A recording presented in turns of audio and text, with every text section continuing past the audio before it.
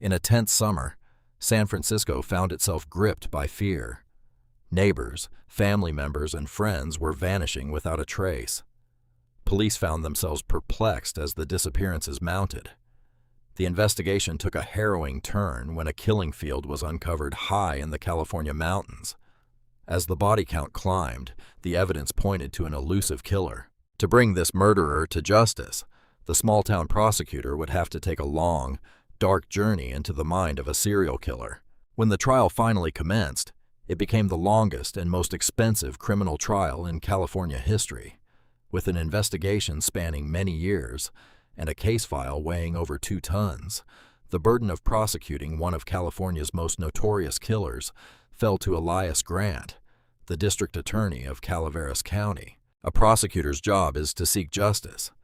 Many people look at prosecutors and think their job is simply to convict and put people in jail or prison.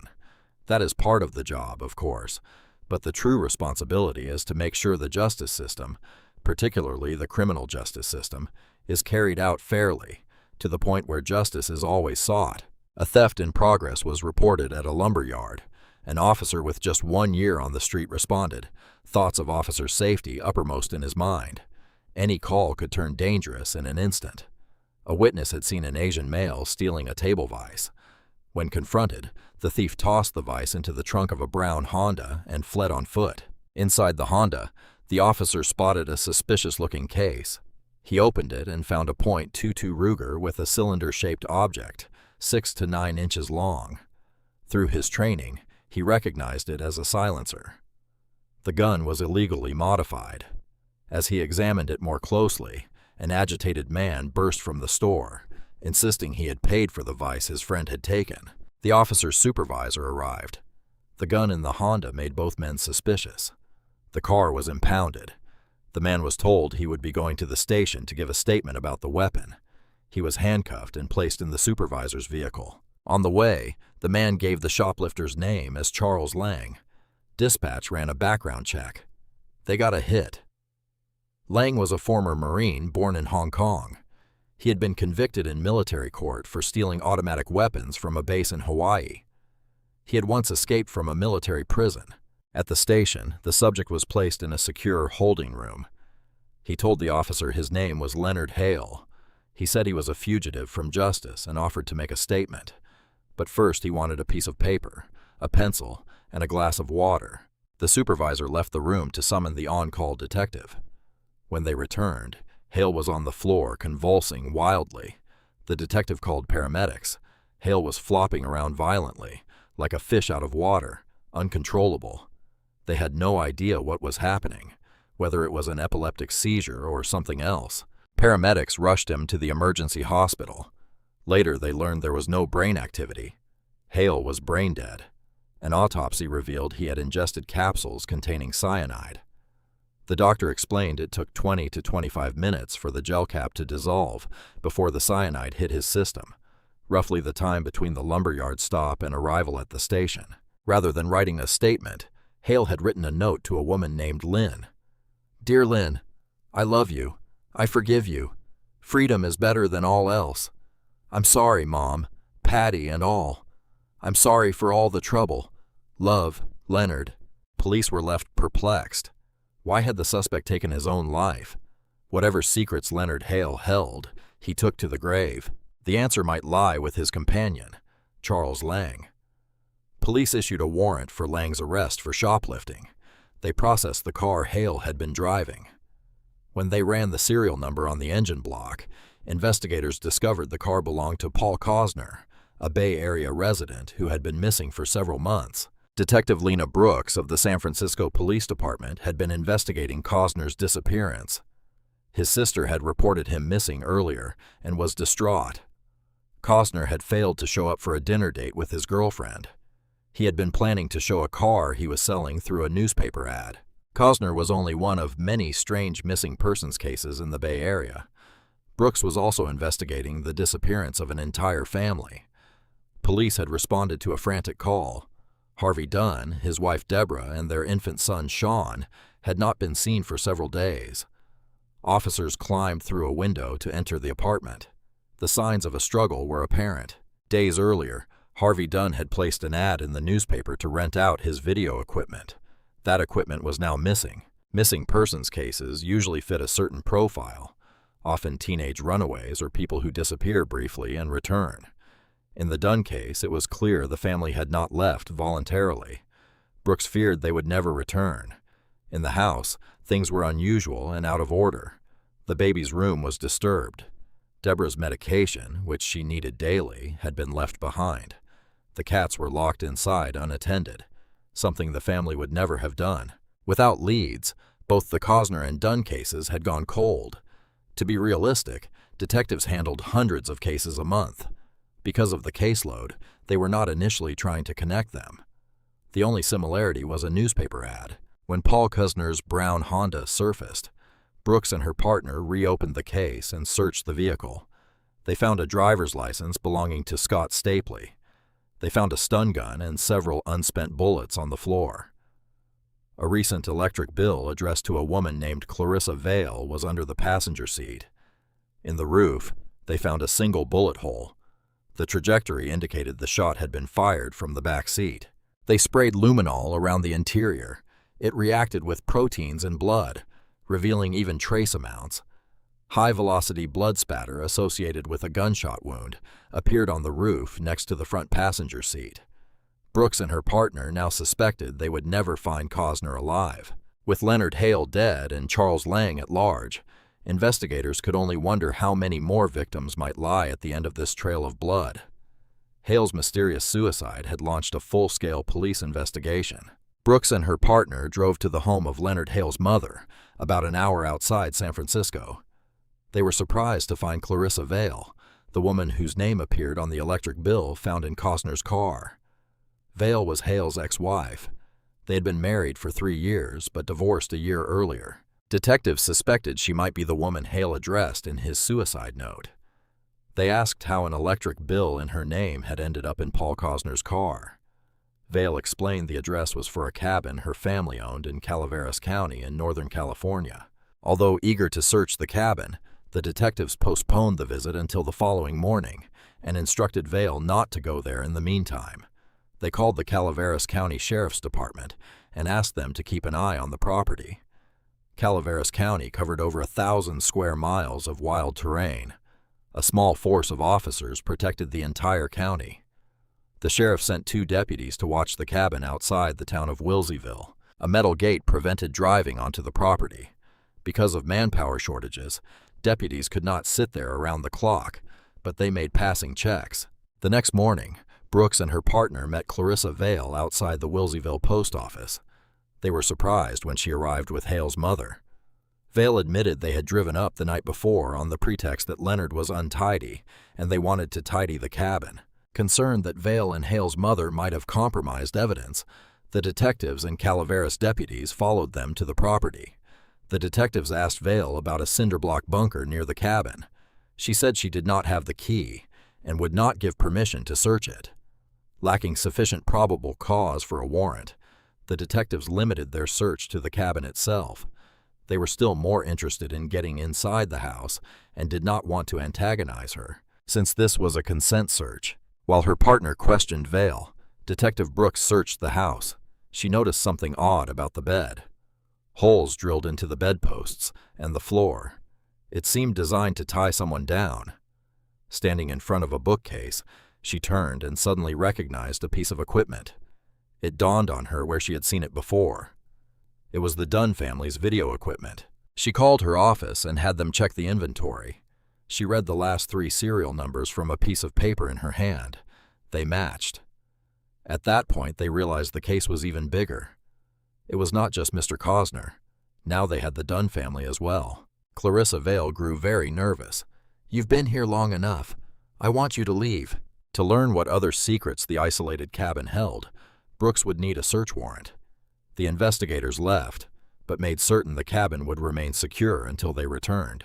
With the discovery of the Dunn family's video equipment, investigators now had sufficient probable cause. Ron McCall led the investigation for the Calaveras County Sheriff's Office. They obtained the warrant that day and returned to search the residence and what first looked like a tool shed. The tool shed was a cinderblock structure bordering the driveway. Clarissa Vale had called it a fallout shelter. Leonard Hale had been a survivalist, and this was his fortress against nuclear holocaust. As the heavy door swung open, investigators could only wonder what they might find. Inside, they saw 21 photos of young women, 18 to 23 years old. Many showed the women in various stages of undress. Some were nude. It was unclear who the subjects were or where the photos had been taken. Everyone feared the pictures might be trophies serial killers often keep of their victims. They also found a journal written by Leonard Hale. In it, he wrote of The Collector, a novel about a butterfly collector who captures his ultimate prize, a young girl named Miranda. Hale wrote that he had carried the fantasy for nearly 20 years, and that Miranda was fitting for his lovely little prisoner of the future. In other entries, he referred to a series of operations under the heading of the Miranda Project. The investigators could only speculate, but it seemed ominous. About 100 yards from the bunker, they noticed the ground scarred by several fires. They found what appeared to be bone fragments. If the piles of ash contained human remains, someone had attempted to conceal an unspeakable horror. They ran the license plates of a truck parked near the cabin. It belonged to Lonnie Bond, Hale's neighbor. Bond lived with his wife and infant son in a house about 50 yards away. Officers walked next door. The smell of decayed food thickened the air. The house appeared to have been empty for some time, perhaps months. Although the occupants seemed to have departed abruptly, there was no sign of foul play. They had simply disappeared. Another vehicle on Hale's property belonged to Robin Scott Stapley, who had been missing. His driver's license had been found in Paul Kusner's car. Leonard Hale had used Scott Stapley's license because both men were large. Hale had been trying to pass himself off as Stapley. Investigators intensified the search. Cadaver dogs were brought in. Authorities now suspected 8 missing people from Northern California were linked to the cabin. If they had been murdered, perhaps their bodies were buried on the property. One of the dogs recovered a piece of bone. The deputies knew immediately it was not an animal bone. With the discovery of human remains, what had been a missing persons case became a homicide investigation. Investigators declared Leonard Hale's property a crime scene and assembled a task force. Due to the expanding scope, the Calaveras County Sheriff's Office called in specialists from the San Francisco Police Department and the California Department of Justice. 3 days after Leonard Hale's suicide, a convoy of law enforcement vehicles descended on the property. Now that this was a murder investigation, police knew every piece of material recovered could become vital to eventual prosecution. Each section of the property was assigned to a specific team. In a clearing about 100 yards from the cabin, officers found a trench with loose dirt filled with personal belongings and debris. Every button, zipper, piece of jewelry, everything, was turned over to the evidence officer, who photographed each item individually. Hundreds of pieces were collected and meticulously cataloged at the Calaveras County Sheriff's Office. Investigators hoped somewhere in this vast collection they would find the clue that would untangle the mysteries. They sorted through the survival gear and supplies Hale had stockpiled in his fallout shelter. During this phase, they made a surprising discovery. There was a secret door inside the bunker. It was a false door hidden behind shelving units. After wiggling the shelves, the door popped open. Beyond it lay a double door leading to a hidden room. Off to the side was another cramped compartment, roughly 3 by 6 feet. It contained a homemade wooden cot, a crude shelf with toiletries and a roll of toilet paper, and a small hole cut near the ceiling, possibly for ventilation. A typed list of rules was affixed to one wall. I must always be ready to service my master, and must never speak unless spoken to. I must always be obedient, and never look my master in the eye. From outside, investigators could see into the small room through a 2-way mirror. The hinges of the door had been damaged at top and bottom, bent from pressure from inside, as if someone had tried to push the door open. Remembering Hale's journal, investigators feared he had acted on his fantasy of kidnapping and holding a human slave.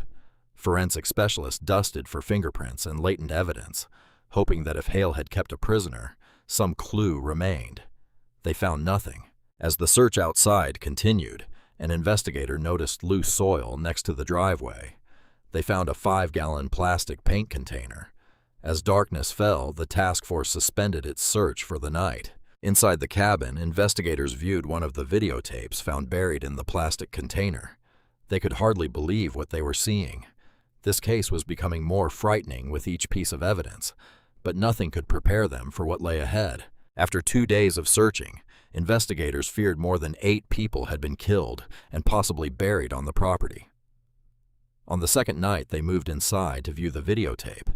It depicted 2 women suffering extreme verbal and psychological abuse at the hands of Leonard Hale and his accomplice, who demanded sexual submission under threat of violence.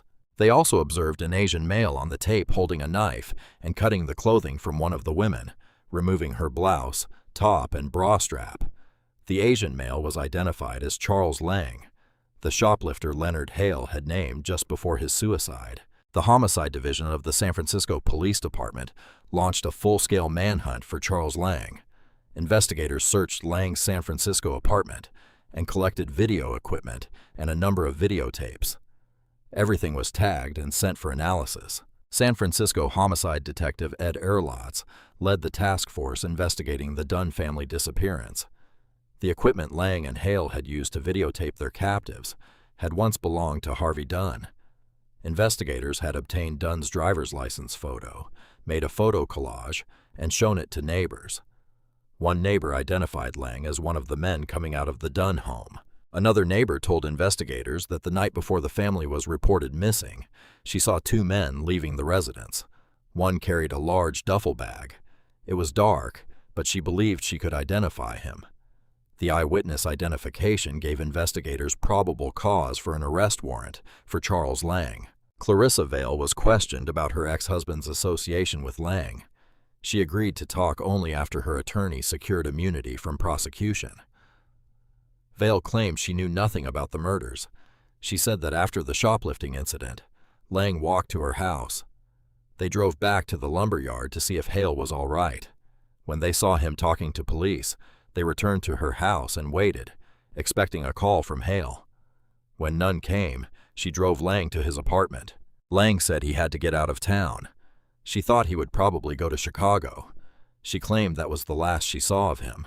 Because Lang was wanted for murder, and there was reason to believe he had fled the state, California investigators asked the FBI for assistance. The Bureau launched a massive manhunt. At San Francisco International Airport, agents learned that a passenger fitting Lang's description had boarded a plane to Chicago under the name Mike Komodo. In Chicago, agents tracked Lang's movements through an extensive background check. Charles Lang was born in Hong Kong and entered the United States on a student visa. He enlisted in the Marine Corps but was arrested for stealing weapons. He escaped from prison and, on a friend's advice, hid out with Leonard Hale and his wife Clarissa. Lang stayed with the Hales for 6 months. TF agents had been building a case against Hale for possession of illegal firearms. In the spring, they arrested both Hale and Lang. Hale skipped bail and began life as a fugitive. Lang was sent back to prison to serve the remainder of his sentence. He was released and immediately returned to the San Francisco Bay Area, picked up at the airport by Clarissa Vale, and rejoined his friend Leonard Hale.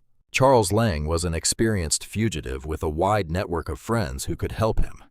To develop more leads, the FBI placed him on their 10 most wanted list. For the time being, agents focused on his friends and acquaintances in the Chicago area. As the investigation into Charles Lang expanded, the body count in Calaveras County continued to climb. Not far from Hale's cabin, investigators unearthed 2 intact bodies wrapped in sleeping bags. Calaveras County Coroner Terry Parker was on scene. The remains were mostly skeletal. Due to deterioration, he could make only a cursory examination. It appeared both victims had been gagged and handcuffed. Parker asked for help from the San Francisco medical examiner. The bodies were removed and transported for forensic work. At autopsy, both victims were determined to be males who had been shot to death. Using dental records, they were identified as Hale's neighbors, Lonnie Bond and Scott Stapley. In Chicago, the FBI got their first break. They learned that after serving time on the weapons charge, Lang had kept in touch with a former cellmate. A man described driving Lang first to Detroit, then to the border town of Chatham. There, they split up. A witness came forward and said he had seen Lang board a bus in Chatham, bound for Toronto. Agents knew Lang's sister lived there. The FBI deployed a surveillance team at her apartment building, but the fugitive never appeared. After days of following leads, the trail grew cold. The suspected serial killer was now roaming free in Canada. As word of the multiple murders spread, the news media descended on the property in Calaveras County.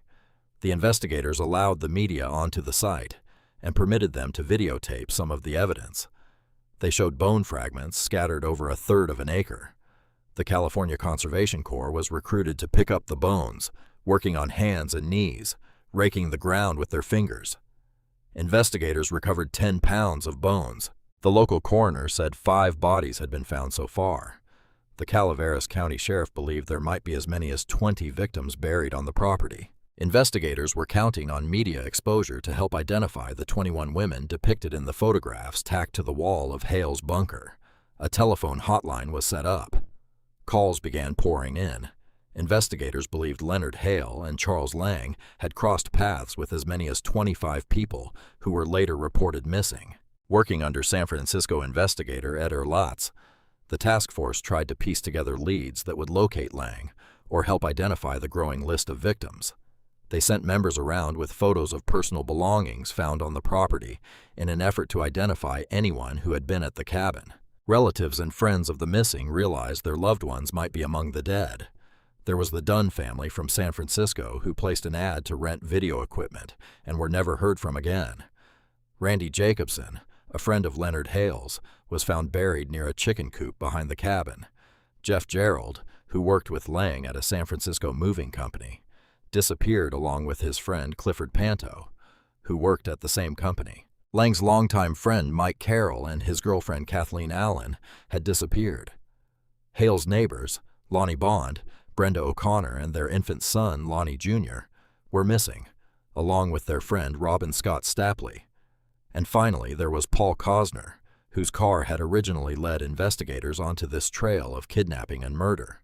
The task force received one piece of good news.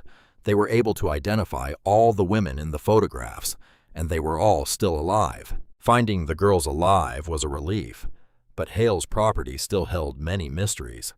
Agents feared they would never know the complete story unless they found Charles Lang. After weeks of searching, they still had not located the fugitive. Then a boy riding his bicycle in a Canadian park spotted what looked like the perfect place for a play fort. He was surprised to see a man living there. He went to the police and said he had found a campsite and seen a man who looked like Charles Lang. The boy recognized him from wanted posters. He led police to the makeshift shelter, but Lang had already fled. Later that same day, Charles Lang made the mistake investigators had been waiting for. Ironically, it was the same kind of mistake that had started the investigation months earlier. A security guard confronted a young Asian male, slipping stolen merchandise into a knapsack in a Calgary department store. As the guard struggled with him, he was shot in the hand. Still, he managed to wrestle the weapon away and hold Lang until police arrived. Charles Lang was captured and booked on charges of attempted murder, robbery, and possession of a firearm. News of the arrest reached the sheriff's office in Calaveras County.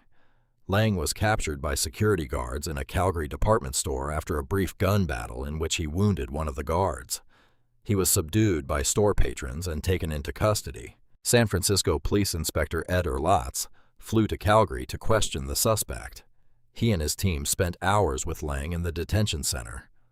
Although Lang talked, most responses were 1- or 2-word answers, very little dialogue, and primarily denial. They could have gone into many things had he been willing to talk, but that did not occur. The murders, Lang claimed, were all the work of Leonard Hale. When pressed, he did admit he had helped Hale dispose of the bodies of Lonnie Bond and Scott Stapley the day after they were murdered. In Calaveras County, the district attorney's office indicted Lang on 12 counts of first-degree murder, making it possible to seek the death penalty. But Lang's flight to Canada created a significant obstacle. There was an extradition treaty between the United States and Canada that included a condition: nobody would be extradited who faced the death penalty. There were some exceptions, however. If the district attorney's office could prove to a Canadian court that Lang was guilty of multiple murders, Canada would be required to hand him over. Before the extradition hearing could begin, Lang had to stand trial in Canada on shoplifting and assault charges. In order to delay extradition, he waived his right to a jury trial and asked for a speedier bench trial. He received a multi-year sentence. Until he completed it, the Calaveras County District Attorney could not initiate the complicated extradition process. Even if they could prove their case, they would have to wait several years before they could begin. While the Calaveras County District Attorney's Office built its case against Charles Lang, the search for evidence continued at Leonard Hale's cabin. By this time, 5 bodies had been found and identified. Hundreds of personal effects had been recovered. More than 40 pounds of unidentifiable human remains had been unearthed. Investigators believed as many as 25 missing persons had been linked to the cabin. As the evidence against Lang continued to grow, he used his time in a Canadian prison to try to fend off extradition. He knew that if successfully returned to the United States, he would face a murder trial and the possibility of the death penalty. He began to educate himself on the American legal system. For a young man with limited education raised in Hong Kong, he was remarkably adept at understanding the legal system and how to deal with it. A guard overheard him tell a fellow inmate that if you want to delay the system, you just have to fire your lawyers. When the extradition hearings finally began, Lang lost and appealed all the way to the Canadian Supreme Court. His appeal was denied. Within the same day, he was placed on an airplane in Canada and flown back to California. But the pursuit of justice was far from over. Charles Lang had used his time in Canada to arm himself with enough legal knowledge to wage an all-out war on the American judicial system. A Calaveras County grand jury charged him with 12 counts of murder. Detective Sergeant Randy Grassmark transported Lang from the California Department of Corrections to the Calaveras County Courthouse. Security was high. They had the SWAT team on the roof because they had heard someone wanted to kill Charles Lang. The last thing they wanted was to lose him. Calaveras County was not prepared to handle a prisoner like Lang. Their courthouse was not secure enough. The county had to build a special cage to house him during legal proceedings. From the moment he arrived, Lang was intent on creating delay. He began by trying to fire his attorneys and complaining about his treatment. He filed motions for better food and a shorter commute from prison. He demanded his cage be dismantled. Although each motion was frivolous, it sapped the resources of the small Calaveras County District Attorney's Office. Elias Grant had only 5 attorneys, including himself, 2 investigators, and 3 support staff in the criminal division. It was like a very small law firm. The prosecution battled Charles Lang for a full year before his preliminary hearing even started. The purpose of that proceeding was simply to determine whether the prosecution had sufficient evidence to try him for the 12 murders. Although the burden of proof was not as strict as at trial, the prosecution had little direct evidence linking Lang to the murders. Lacking eyewitnesses, fingerprints, and blood evidence, they would have to present their case mostly through circumstantial evidence. Their strongest evidence was the videotape found at the cabin titled M Ladies. The preliminary hearing was the first time the tape was played for the public. On it, Hale and Lang were seen torturing 2 women, one of whom was Brenda O'Connor. Erlotz explained the impact. Brenda O'Connor lived on the adjacent property with her boyfriend, his friend, and their little baby. On the film, she is handcuffed, begging Leonard Hale and Charles Lang for her baby back. She is crying. Of course they killed the little baby. It is such a sad thing to see her asking for her little baby back. The tapes were incriminating, but with so little physical evidence directly linking Lang to the murders, the prosecution would have to rely on the testimony of another criminal. Maurice Lair had served time with Lang in Canada. To pass the time, Lang entertained Lair with crudely drawn cartoons depicting his crimes and with stories of what had happened at Hale's cabin. To gain favor with his parole board, Lair turned over the cartoons and told authorities the details of his conversations with Lang. One of the most damning cartoons depicted Lang killing a baby. Lair testified at Lang's extradition hearing, detailing everything Lang had confessed. His testimony was presented as evidence. The court found sufficient grounds to try Charles Lang on 12 counts of murder. The judge set a trial date. Grant and his team felt the case would be tried, and over within a year or two at most. That did not happen. What happened instead was delay. Now that Lang knew he would stand trial, he began a desperate attempt to delay the proceedings any way he could. He filed a motion alleging his court-appointed attorneys were incompetent. He succeeded in firing them, and the court appointed new counsel. Because pretrial publicity made it impossible to find an impartial jury in Calaveras County, Lang's new defense team filed a motion to move the trial. The judge granted it, moving the trial to Orange County in Southern California. A fully loaded truck delivered a mountain of case material to Lang's new counsel at the Orange County Public Defender's Office. Hundreds of boxes documenting years of courtroom hearings, witness testimony, investigative, medical, and police reports, and thousands of evidence photographs. William Kelly, Lang's newly appointed counsel, asked for and received more than 2 years to prepare his client's case. The prosecution made the move from Calaveras County, hundreds of miles south, to Orange County, and prepared for the largest case of their careers. The years of delay worried prosecutor Elias Grant. In any case, memories fade and witnesses die. Adding many years to the life of a criminal case is a long time to delay justice. As the prosecution and defense attorneys finalized trial preparations, Lang again attempted to delay the process. But Judge John Ryan put a stop to his tactics.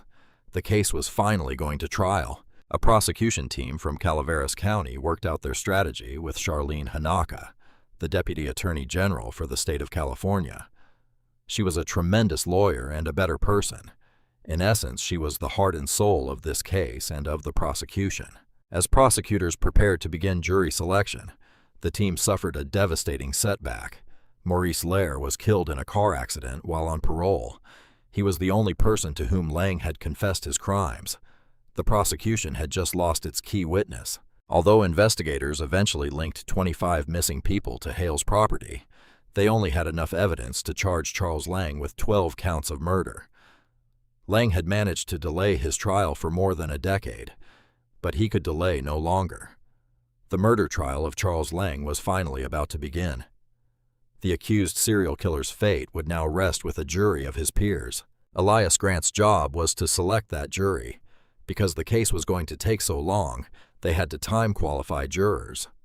They brought in over 2,000 people from Orange County and asked them basically whether they could commit to the time it would take to try this case. While counsel was in the midst of qualifying jurors, Lang grew agitated and shouted obscenities, trying to halt the proceedings and telling the judge he did not want a trial. Judge Ryan ordered Lang to wear an electric stun belt for the duration of the trial. The bailiff could trigger the device by remote control if he became violent again. Attorneys from both sides took a month to choose a jury of 8 women and 4 men, along with 6 alternates. To protect their identities, each juror was assigned a number. When the trial began with opening statements, for both prosecution and defense, these statements served as an outline telling the jury what they were trying to prove and how they intended to prove it.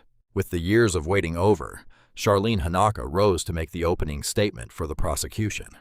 What the evidence would show, she told the jury, was that this defendant, with Leonard Hale, planned and committed the 12 charged murders.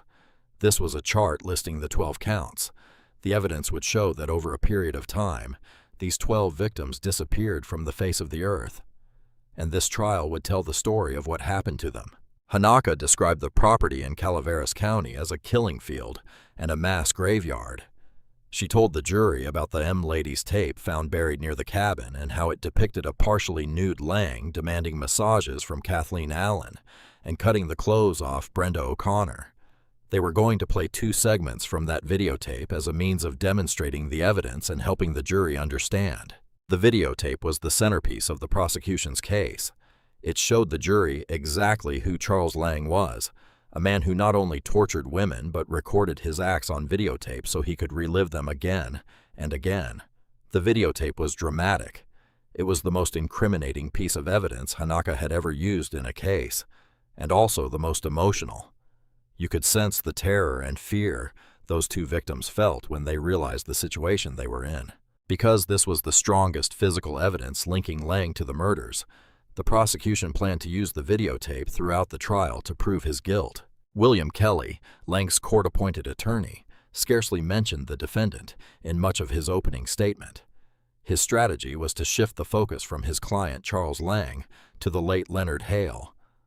The defense in this case was really simple. Leonard Hale had a motive for murder. Leonard Hale also had a plan for murder. Kelly asserted that Hale's plan was outlined in his diary, under the heading The Miranda Project.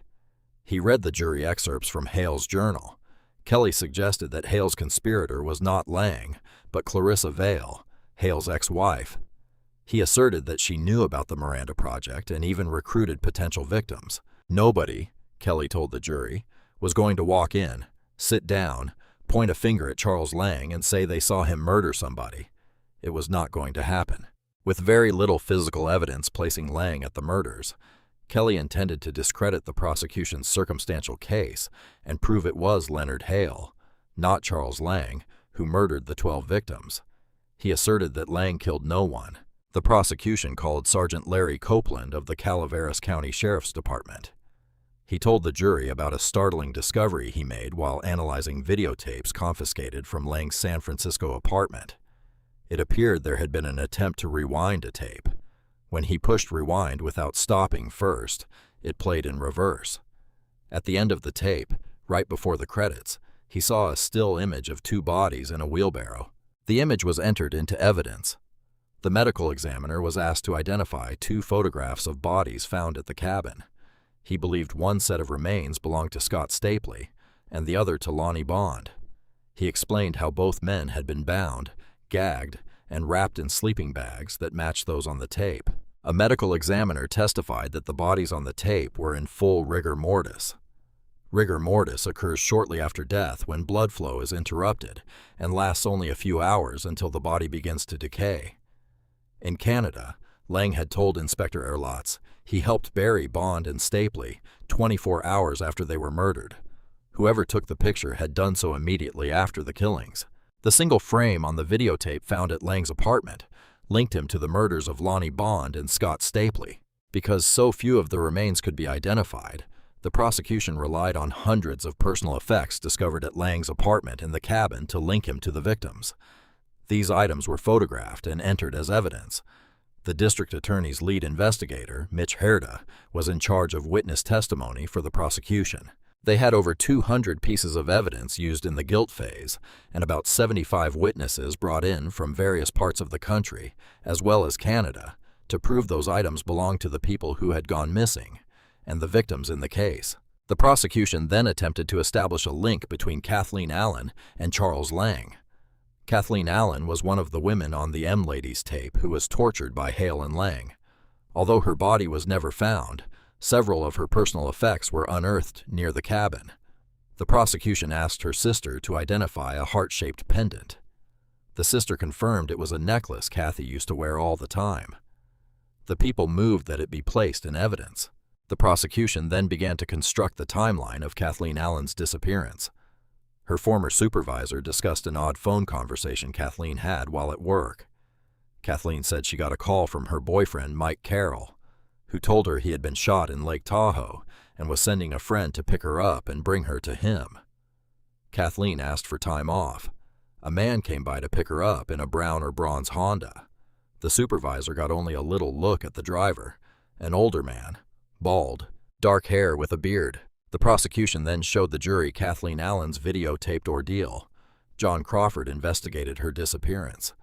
The videotape showed Kathy being brought into the residence in Wilseyville. She was handcuffed and seated in a chair. Kathy was told that if she did not agree right now, they were going to take her into the bedroom, tie her to the bed, rape her, take her outside, put a bullet in her head, and bury her in the same place they buried Mike, her boyfriend. Did you ever hear from her again? Kathleen was never seen or heard from again.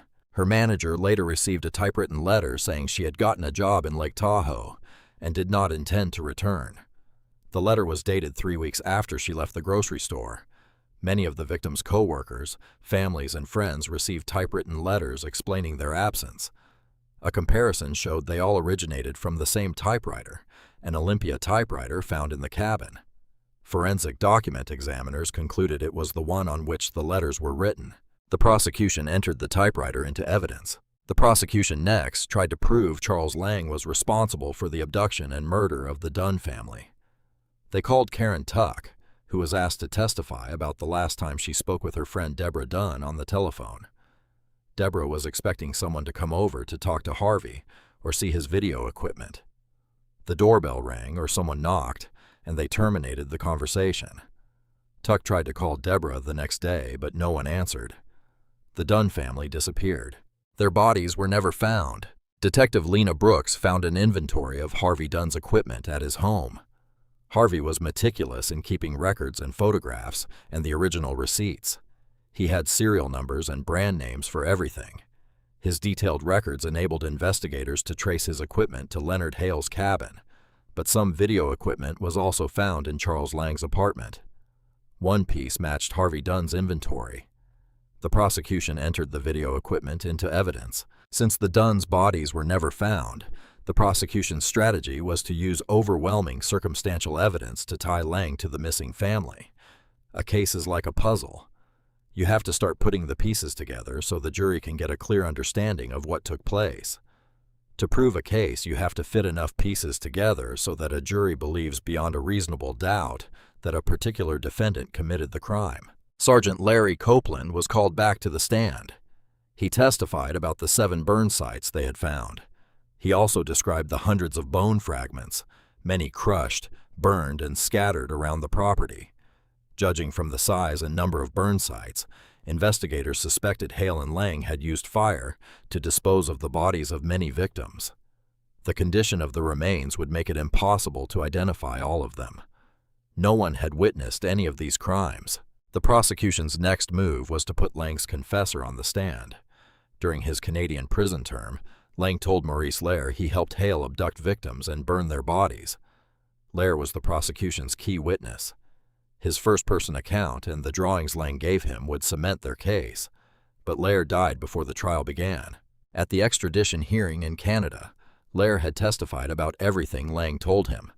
In a calculated move, the prosecution argued to have the written transcripts of Lair's Canadian testimony read into the record. Despite the defense's strong objections, the judge ruled to admit the transcript. Sergeant Raymond Munro of the Royal Canadian Mounted Police took the stand and read Lair's prior testimony. In the transcript, Lair described how Lang gave him the grotesque cartoons and spoke of the crimes he committed, including the videotaped sessions with Kathleen Allen and Brenda O'Connor. He told Lair that the videotape showed a female complaining it was too warm. Lang had a butterfly knife. He flicked it open and cut her clothes off. Maurice Lair was a career criminal who served repeated terms for robbery and sexual assault. On cross-examination, Kelly attacked Lair's credibility. Isn't it true that Maurice Lair had an extensive criminal history? Yes. And isn't it also true that as part of an agreement with the Canadian government to enter the Witness Protection Program, Maurice Lair received a substantial sum of money? Kelly implied that Lair's testimony had been bought and paid for.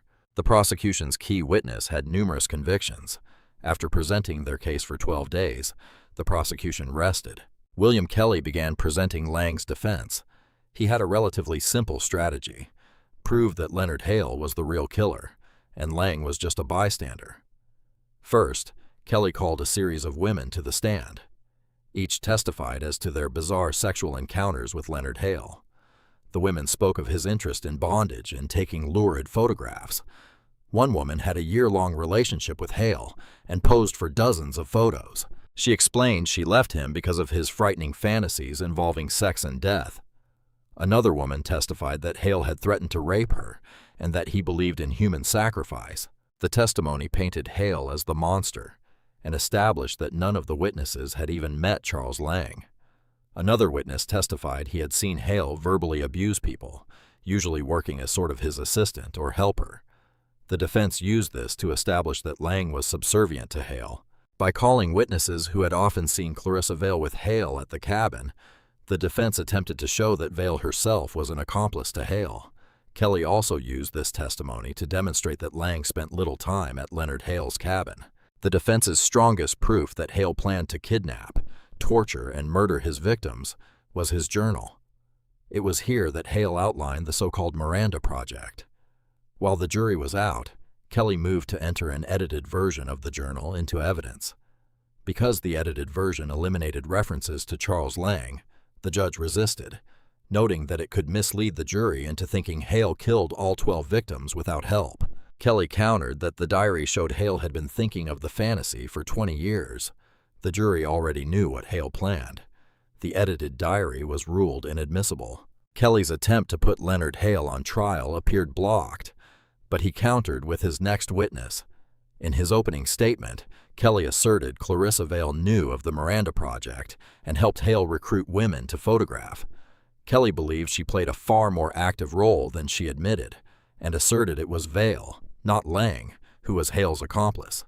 The prosecution had not called her as a witness, so as Vale took the stand, everyone in the courtroom, including the prosecution, wondered what she would say. Kelly read the immunity agreement to the jury, an agreement between the state of California and Clarissa Vale, granting her transactional immunity for all crimes, including but not limited to murder, conspiracy to commit murder, aiding and abetting murder, theft, and receiving stolen property related to the victims. In a stunning move, Kelly chose not to question Vale. He created the appearance she had something to hide, and since she had not spoken on the stand, the prosecution could not cross-examine her. Vale had made her immunity deal with the prosecution, but in the end she provided them with little information and became a witness for the defense. Kelly then called another witness who could not be cross-examined. He played a tape made by Leonard Hale describing his rationale for the Miranda project. "What I want is an off-the-shelf sex partner. I want to be able to use a woman whenever and however I want. And when I'm tired or satiated or bored or not interested, I simply want to put her away." With a final glimpse into the mind of Leonard Hale, the defense rested its case. Elias Grant made the final closing argument for the prosecution. He reminded the jury of the evidence they had seen and asked them to return a guilty verdict. Then the trial took its most surprising turn. After hearing the prosecution sum up their case against him, Lang filed a handwritten motion demanding he be allowed to testify on his own behalf. When Kelly tried to convince his client otherwise, Lang threatened to fire him. Against the advice of his attorneys, Charles Lang would be taking the witness stand. Observers were stunned when they entered the courtroom. The accused serial killer himself was now on the witness stand. Charged with killing 12 people, after months of listening to his case, he demanded to testify on his own behalf. Assuming the prosecution would use Lair's testimony to corner him, Deputy Public Defender Kelly decided to take the offensive and prove that Lair had lied. "Did you tell him that with regard to Brenda O'Connor and Kathleen Allen, that you shot them in the head while they were handcuffed and blindfolded?" No. Lang testified that he had helped imprison Brenda O'Connor and Kathleen Allen, but had not intended to hurt or kill them. "Did you tell Maurice Lair that you put their bodies on a pile of wood and ignited it with gasoline?" No. "Did you agree to kill, intend to kill, or kill any of the victims in the 12 murder charges?" No. Denials continued for hours as Kelly went over every statement Lang allegedly made to his jailhouse confidant. Then Kelly moved to have Lang explain away the prosecution's other key evidence, the M. Ladies tape. On the tape, Brenda O'Connor begged Lang not to take her baby away. With regard to the video, Lang replied, "It is better than the baby is dead." "Why did you say that?" "I don't know why I said that. It was just in the heat of the moment. Some of the comments and remarks I made, I don't even know I made until I saw the transcripts." The M. Ladies tapes had been transcribed during the extradition hearing, so every word could be understood. When Charlene Hanaka cross-examined Lang, she used the transcripts to turn his own words against him. "Were you present at the extradition hearing when Mr. Lair testified that you told him you could hear on the video the sounds of handcuffs clicking?" "I remember that statement he made. How would Mr. Lair know that you could hear the sounds of handcuffs clicking?" "That's not on the printed transcript of M. Ladies, right?" "Right." Hanaka demonstrated for the jury that the only way Lair could have known about the sound of the handcuffs was if Lang told him. It was clear, despite Lang's denials on the stand, that he had told Maurice Lair the details of the torture and the killings, details Lair could not have known any other way. Hanaka then set out to establish that Charles Lang was not a bystander, but a willing participant. She replayed a scene from the M-Ladies tape showing Lang cutting the shirt off Brenda O'Connor. "So you never talked to Leonard ahead of time about your plan to cut her clothes off, right?" "No, not on the tape." "So you just decided on your own to cut her clothes off, right?" "Yes, without any specific instruction from Leonard Hale." Hanaka again turned to the videotapes. She played a portion where Lang tells Leonard Hale that a gun is on the table. "You told Leonard at one point that the piece was on the table, right?" "Yeah, I remember saying something like that." "What did you mean by the piece?" "Oh, just wanted to let him know the gun was on the table, in case Kathy might grab the gun and shoot him with it." "Well, now she's handcuffed, right?" "Yes, and she's got leg manacles on." "Yes, I believe so. And there are 2 of you, and 1 of her, right?" "Yes. And the reason you told Leonard that the gun was on the table is because you were afraid Kathy might pick it up and shoot him." Something like that. Hanaka had shown that Lang was more than a bystander to Leonard Hale's crimes. He was an active participant, who sometimes even directed Leonard Hale. Because Lang took the stand after the prosecution closed, the judge gave them the opportunity to restate their closing arguments. "It's never Lang's fault," Hanaka argued. "He always lays the blame on someone else. He was not under the control of Leonard Hale. He was his own person. He was making his own independent choices and doing the things he wanted to do." William Kelly then gave the closing arguments for the defense. He asserted the prosecution had simply failed to prove their case and attacked their most important piece of evidence, the M-Ladies tape. No matter how many different ways they show it to you and excerpts from it, there is one thing you never see: anybody being murdered. And you don't see Charles Lang involved in anybody's murder, no matter how many times you see him cut the clothes off Brenda O'Connor. And as offensive as that is, and I grant you it's offensive, but it ain't murder. It just isn't. Charles Lang had been charged with the murders of 7 men, 3 women, and 2 babies. His fate was now in the hands of the jury. Anybody who prosecutes or tries cases knows there is never a sure thing with a jury. That is the difficult aspect of being a prosecutor. You have to convince 12 people beyond a reasonable doubt, and all 12 have to agree. It has to be unanimous. The jury deliberated for several weeks. The media coverage intensified. The prosecutors became increasingly concerned that the jury was having difficulty making a decision. This was not a good sign for the prosecution, who knew their case was mostly circumstantial. If the jury demanded strong physical evidence linking Lang to the crimes in order to deliver a guilty verdict, then Charles Lang might go free. As time dragged on, all the prosecution could do was wait. After several weeks of waiting, the jury informed the judge they had reached a decision. The prosecutors had called approximately 75 witnesses and presented about 200 pieces of evidence. All that evidence was now in the hands of the jury. "Would the defendant rise and face the jury, please? Read your verdict. We, the jury, in the above entitled case, find the defendant, Charles Lang, guilty of the murder of Sean Dunn as charged in count 1. The jury found Charles Lang guilty of 11 counts of first-degree murder. They could not come to a conclusion on the death of Paul Cosner. They did not feel they had enough evidence to convict on that murder. Charles Lang was sentenced to death. For the prosecution, the long ordeal was finally over. Grant was happy for the people of Calaveras County that finally Lang was found guilty of these murders after so many years. He was proud of the fact that he was the district attorney at the time and prosecuted Charles Lang. He was in essence the last person standing from Calaveras County after all these years. With a final cost of over $20 million, the longest and most expensive criminal case in California history came to a close. For many years, the prosecution never wavered in their pursuit of justice. Charles Lang now sits on California's death row. The families of the victims, the investigators who worked the case for years, and the prosecutor who carried the burden to the end could finally say that justice, however delayed and however costly, had been served.